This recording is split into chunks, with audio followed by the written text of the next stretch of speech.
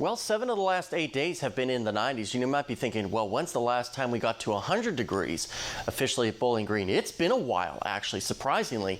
It's been 741 days since Bowling Green last hit 100. Happened July 6, 2022 when we got to 101. You really need certain conditions to come together just right to get that hot. We can get close to it, and we have. You see here many days, 96s, 95s. We've had 9 days so far this month that have been above average, but we're going to add to that below average number as we get deeper into the week with very comfortable air moving through. We'll be dry for a good part of the day, but as we get into the evening, we start to watch for our chances for showers and thunderstorms to develop. And you'll see that here with Futurecast. Most of the activity this morning should stay to our north with a thunderstorm complex that's falling apart.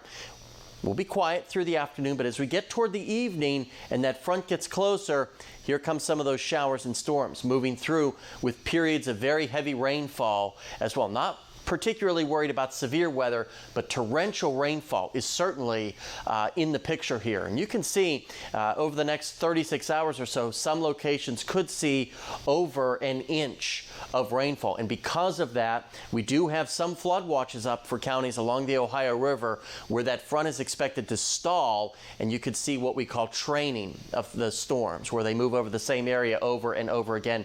This flood watch goes through 7 o'clock Wednesday morning. So watching for the rain and thunderstorms to develop later today. The closer that we get to sunset, I think. Another warm day, widespread 90s across the area.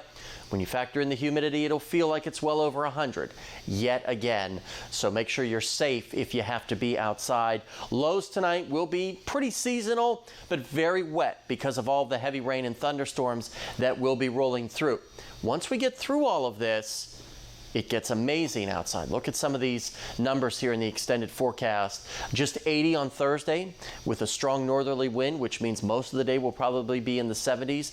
Just 83 on Friday, even 88. We're below average from about tomorrow on through the remainder of the extended period. It's really not going to be until we get to Sunday and Monday when we start to see our humidity increase and our storm chances start to increase yet again.